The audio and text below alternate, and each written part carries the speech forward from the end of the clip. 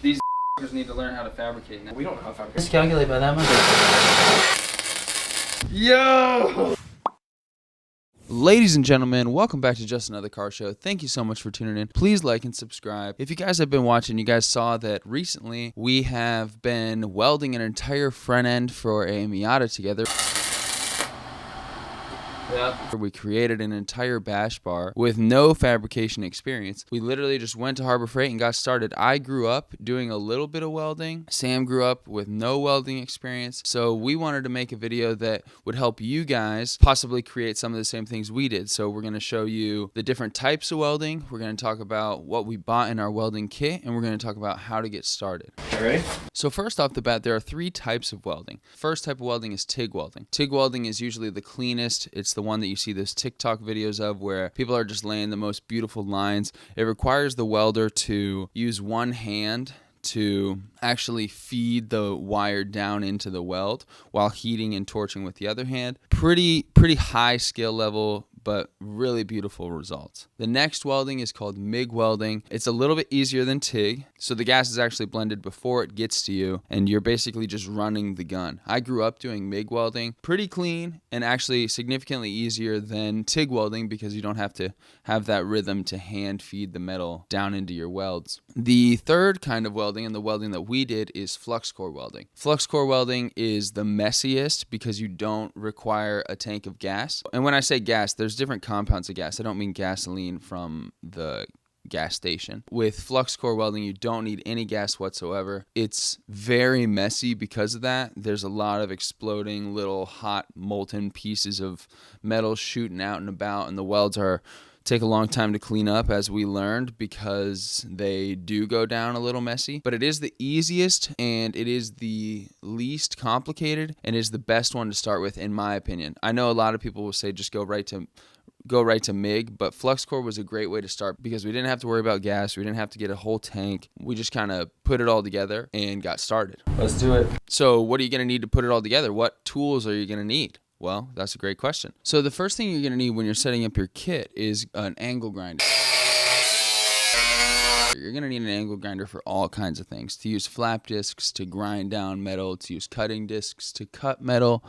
Angle grinder is basically your best friend in your welding kit. With that angle grinder, you're going to need grinding wheels. You're going to need flap discs. You're going to need cutting wheels. And all those can be found pretty cheap, pretty easily anywhere. But we've heard that the Harbor Freight ones that we regularly use are not phenomenal. So be careful when choosing those because this is serious stuff. You're going to be cutting with metal discs, shooting a bunch of other metal, a bunch of different places. You got to be safe. You're also going to need a set of magnets, and they're really strong, like professional grade magnets that you can pick up at any hardware store. They're used to hold your unwelded metal together while you tack it in. After that, you're going to need a good set of gloves that are heat resistant and will protect your arms from all those sparks that will fly, because it's actually a real thing. That little arc of light that comes out while you're in the middle of a weld is, some people say, as bright as the sun because you have that mask on. So that can actually give you a sunburn if you're in front of it for too long. And it's not great for your skin to be in front of. So you do want really long, thick, heavy gloves. Along with those heavy gloves, you're also going to need a big, heavy apron. Again, you can get this apron at any hardware store. The really thick, like leathery material is what's going to protect your clothes and you from all those sparks that are kicking back. Keeping in with the fashion and the gloves and the apron, you're going to need a mask, a helmet. This is where you really do not want to skimp. We got, I think it was like a $90, $120 mask from Harbor Freight. Again, we love Harbor Freight. We get all our stuff from Harbor Freight. But that mask has adjustments for grinding settings, for how quickly it dims, for the sensitivity of how much light needs to come through before it dims. And that is where you should spend most of your money because you can really seriously damage your eyes welding and you need good protection for your eyes. Okay, so moving on to your cart, because so far you're wearing the whole fit and you have an angle grinder, right? But you need to start welding. So you're going to get a cart. We got a cart again from Harbor Freight. Harbor Freight basically sponsored this video without knowing it. And we got a titanium welder.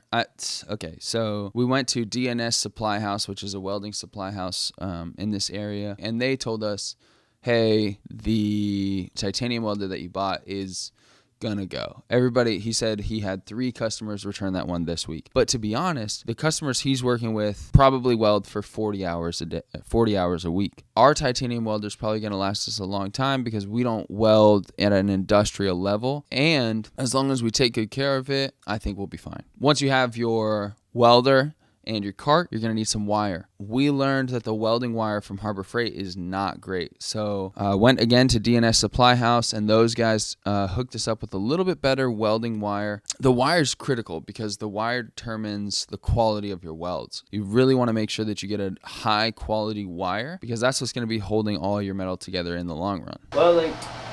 So now you have your gear, you got the right fit on, you got your cart, you got your welder, you got your wire. Now you need power, okay? And welders run off of 2 different types of power. You have 240 and 120. 240 volts is a pretty unique outlet. If you have one in your house, it's probably for your dryer or washer. The nice thing is if you can't get to that 240, there's a lot of welders that can also run off of 120, which is a standard outlet for those who don't know. But that standard outlet has less power, obviously, less voltage coming through, so your welds are going to be a little bit limited. But the nice thing is these titanium welders, and I'm assuming all welders, have this chart on the inside that tell you what gauge wire you be using at what voltage you can supply and how long you can. Like, this is a really intuitive chart. Really pay attention to that, especially when you're supplying power if you don't have 240 and you only have 120. Let's get it, boys and girls.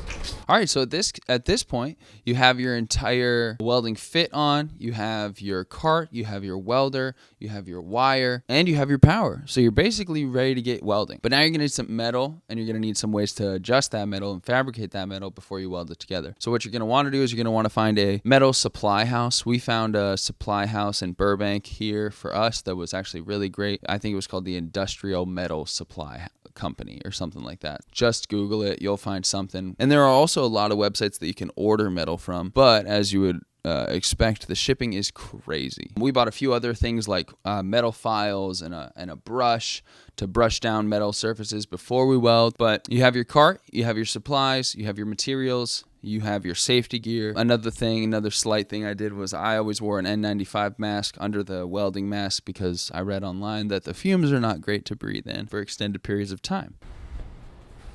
So let us know in the comments if you guys start welding. Let us know if this video was helpful. Let us know what you'd want to weld. Thank you again so much for watching. Please like and subscribe, and we'll see you on the next video. Couldn't find a fabricator? So we're welding.